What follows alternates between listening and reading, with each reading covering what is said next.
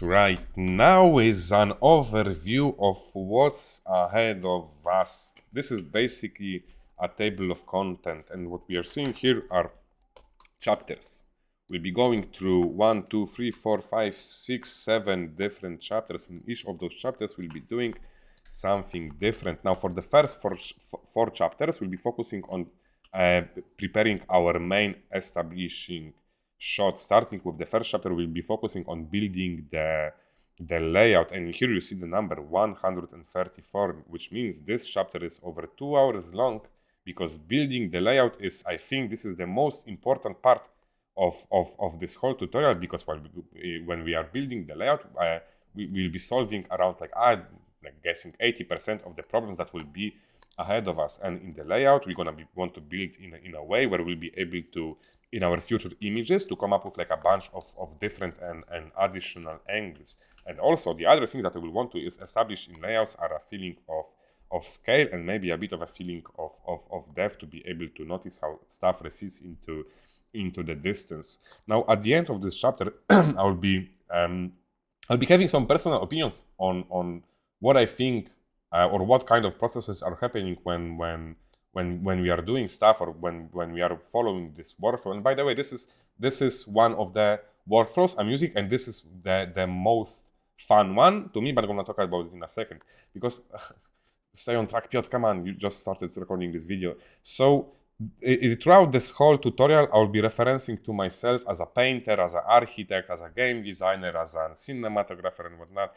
And I'll be doing it because whenever I'm bringing up those words, it means the painter inside of you, then architect inside of you, designer inside of you, meaning the way I like to work is I like to solve one problem at a time, and some problems can be only solved by the painter inside of us, while, for example, some other problems can be solved by a 3D artist inside of us. What I never want to do is to have to play like 5 roles at a time, because when I try to solve too many problems, meaning technical problems, compositional problems, I don't know, some design problems, then I will always get overwhelmed. So I'm just trying to pick one lane and first work on an image as a painter, and then I want to work on this image as an architect, and then as a, I know, designer, and then at some point I might want to switch to a 3D artist, but I never want to work I never want to do those tasks, all of those tasks at once, because I'm going to get lost. So what I'm saying is, whenever I'll be referencing to myself as a painter, as an architect, as an whatnot, it means I mean that also the architect, the painter, the game designer inside of you. Now, I've mentioned this is one of my favorite workflow to work with, and it's because throughout the first throughout the whole tutorial, basically, we'll be only working with simple and basic modifiers. We'll be working with modifiers. We'll be working with 2 or 3 basic modifiers, and we'll be only doing maybe not low poly modding, but we'll be just focusing on super basic modeling, and then we're gonna be just applying some simple texturing without having to use any add-ons. I mean, also this workflow, the only add-ons we'll need will be basically hardops and maybe Gaffer and Simply Cloth if you will want to have a better control of your HDRIs. Gaffer is an add-on that's an HDRI manager, but there's also a bunch of other HDR managers you can get, for example, on Blender Market, that might be you prefer, but you don't have to, because I think you don't have to, because also be providing you with a template scene with a HDRI map and lighting and compositor nodes already set up. So this is a workflow that's basically, the motto of this workflow is basically keep moving, keep pushing forward fast.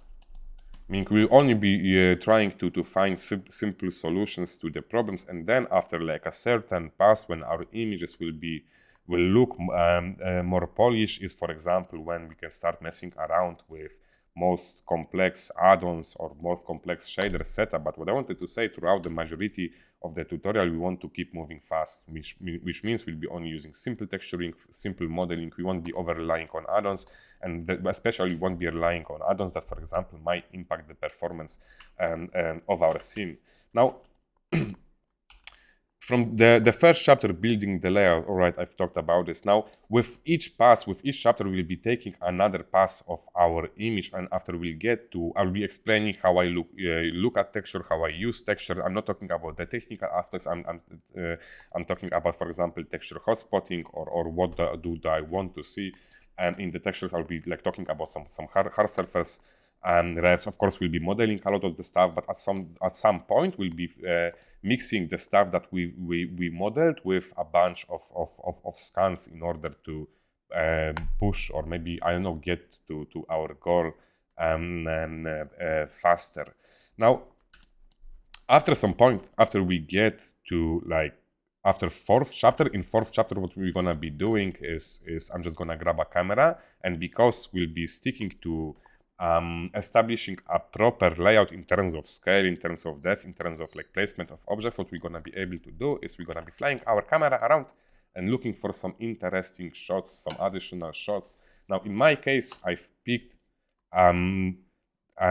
this shot and another shot, and I think there might be additional 2 shots in this tutorial. And about additional shots, or the tutorial length in general, so initially this tutorial was, I think I've recorded like close to like 30 hours of content, and then it turned out I really need to trim shit down because it was just way too much stuff. So a lot of the videos, like I might be in this throughout the videos, I might be referencing to something that I've said before, and I just had to edit this something that I've said out. And usually, I mean, I try to leave only something that's everything that's necessary, everything that's crucial to this workflow. So I don't think I've edited out something that will leave you confused. And when it comes to workflow wise, or when it comes to the Blender scenes, if you feel like you will be stuck at some point, like, you can feel free to check the Blender scenes, because I'll be providing the scene for this, and for sure I'll be providing the scene for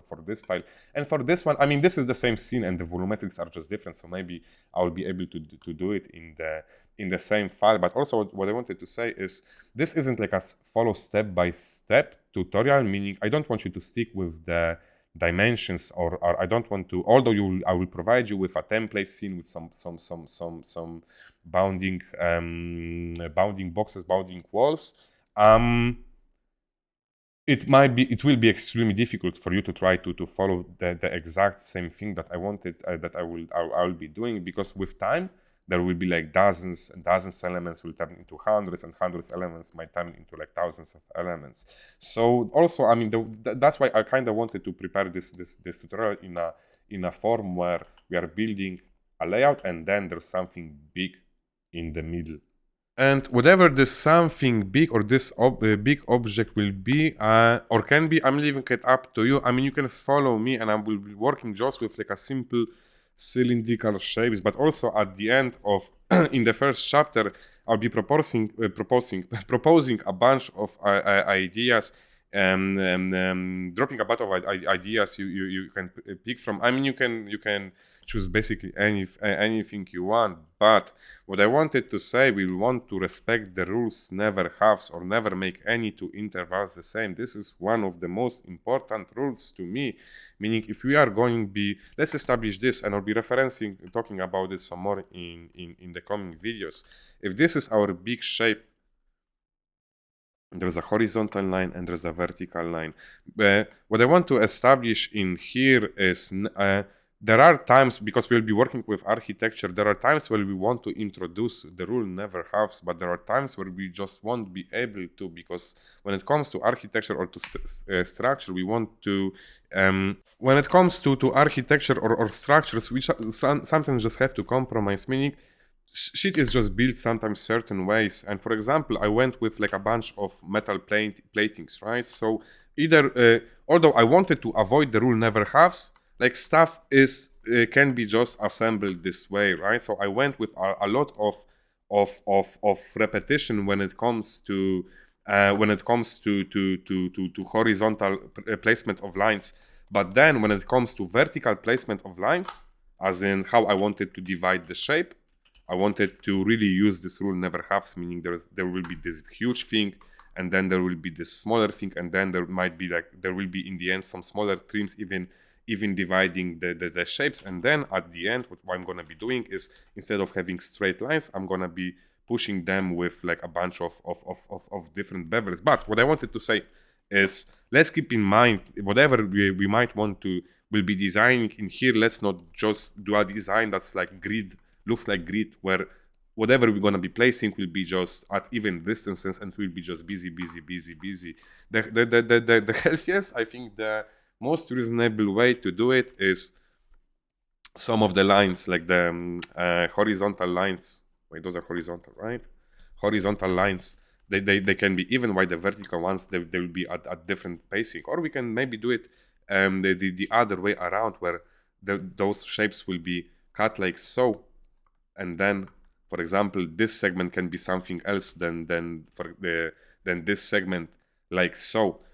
And then something else can be happening in this segment, like a different type of repetition visible. But goddammit, I'm getting ahead of myself. I really wanted to establish the importance of rule never halves, and I'll be talking about this rule throughout the whole tutorial, throughout all of those videos. Now, one of the other rules that I'll be focusing a lot on, and it ties to this YouTube video that I've showed you before, is I'll be focusing on what the lines and shapes are doing. And at each step of the way, like every time we're gonna make a bit of a progress, we're gonna be taking a screen grab and scribbling over this screen grab. Now, we're gonna do 4 passes before we get to an image that I feel like will look presentable. By presentable, I mean an image where stuff is just starting to click together. And whenever I will get to an image where stuff will starts to get click together, I will want to start looking for additional angles. And it won't be easy. It won't be easy. It will be super easy to find additional angles, because we're gonna be paying like a lot of attention towards the sense of spacing, or what we want to show in the frame when we're gonna be building or establishing our layout. So for the first 4 chapters, I'll be taking my sweet time to try and convey or try to explain each decision that I am making. And the reason why the reason why those segments are so lengthy is because I've learned something from the last year's tutorial, and what I've learned is that I didn't spend enough time explaining things, meaning, maybe differently, this tutorial was 10 hours long, and what I've noticed after seeing so many results of your beautiful works is that in this tutorial I spent 2 hours explaining fundamentals, and then I spent 8 hours just showing a bunch of technical stuff or 3D stuff. And what happened in here is, although majority, all of the results of the tutorials that you've sending me were amazing, I found that there was something missing in them. And the something that was missing, it's not because someone, or if you watched my previous tutorial, it's because you sucked. No, it's because I failed to try and convey what was the most important part behind working image. And it's not those 8 hours of technical aspects of building an image, is those fundamentals that that now I know that I need to go into lengths, into, I don't know, I need to put a lot of effort into explaining fundamentals, right? So that's why those segments are like so lengthy, like 2 hours, 1 hour, 100 minutes, like an hour and a half, because not only I'm explaining how I'm texturing stuff, but what I want to see, for example, in the texture, and how I want to build my compositions, and how some certain parts, like even before we get to a polished state of an image, there will be a lot of ground fundamental rules that we'll want to include, and I will take my time to try and explain those rules carefully. Now, after we get to what I consider to be like a presentable image, meaning an image that will give me a bunch of feelings, what I'm gonna do in this tutorial, we're gonna do is we're gonna start looking for a bunch of different shots. And because we're gonna be following, we will be very careful, and we're gonna be solving a lot of the problems in our layout phase. It means we will be able to come up with additional shots quite quickly, and we're gonna be working with different lenses from a range of 24 millimeters to lenses even up to 200 millimeters. But those images, you can see like this one is 200 millimeters. This is something that we're gonna do, that I'm gonna do, or we're gonna do together in the end. What else did they wanted to talk about? Oh, so in here, throughout the first 4 stages, I'll be looking at those images as a painter. We're gonna be looking at them as a painter, meaning we're gonna be following a bunch of painterly rules. But then with additional shots, we're gonna start exploring different moods, and I think there is like an additional image in the video, and while we exploring a bunch of different moods, we're gonna be switching from painter to cinematographer, because painter and a cinematographer, or maybe in general, like when it comes to the movies or making frames for the movies, although we want to respect the rules that the painter wants to show in an image, sometimes we just have to compromise and we have to start following a different set of the rules. But again, whatever I'm like talking in here, I will be talking a lot in the videos you will see along the way. But what I wanted to say is, first we're gonna be building the scene following a layout, and then we're gonna be looking a bunch of the additional frames, and then we're gonna be refining a bunch of those additional frames following a bunch of different lighting and mood rules. There will be a lengthy section about like color grading and post-processing. I shouldn't call it post-processing, because post indicates that we're gonna be doing color grading or post-processing after working the image. And the thing that's really helpful is nowadays with Blender we can just start color grading at the beginning on the scene. I'm gonna talk about it in the next videos. And of course, like this whole tutorial will be filled with a bunch of like tips and tricks. But in general, every solution, or this is one of my favorite workflows that I work with, and this is one of my favorite workflows that I work with, because whatever I'll be doing in here will be fast solution oriented, will be based around, all right, we need to keep moving forward. We don't want to get stuck in one place.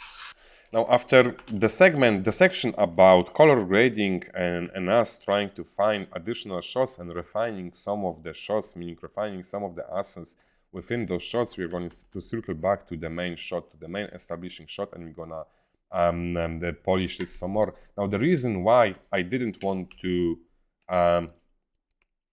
for example, cover or do the whole polishing shot to the final level, for example, at the fourth stage, is because something tells me that some of you might be interested in working on this establishing shot, but some of you might just want to do a shot like this one, a more cinematic shot that only shows a fraction of the environment, or maybe some of you will want to do a shot that's just like an interior shot, similar to this one, meaning if someone wants to do a shot like this, or someone wants to do a shot like this, there is really no reason to try and I don't know, polish the whole environment you see in here. And I hope this format won't confuse you. And as I've mentioned, you will have access to this Blender file, to this Blender file for sure, and I think to this Blender file as well. But what's different in this one, I mean, is just placement of assets and slightly different volumetrics. That the scene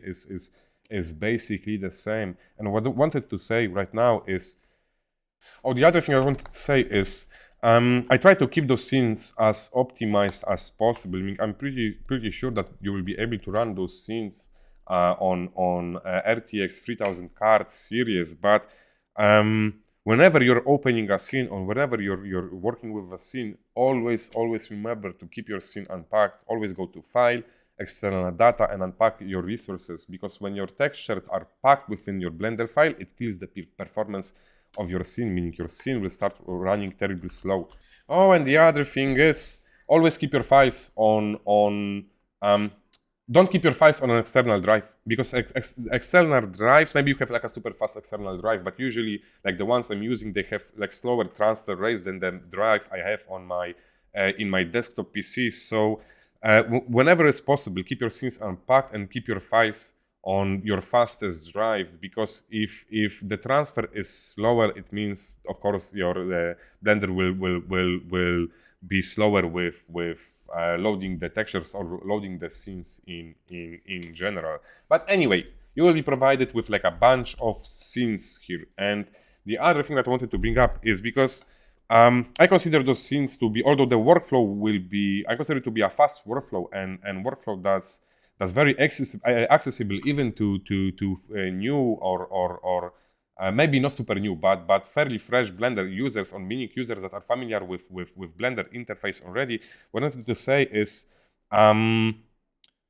there's like hundreds of decisions that I've made in here, and I tried to do my best to explain every single decision, and I tried my best to explain like a bunch of different modifiers, but because there's so many things happening in here, I might have like rushed through hopefully not, but I might rush through like somehow some modifiers work, as in what I do with modifiers. I'll be working, for example, with curves. I'm just like hacking to make them work.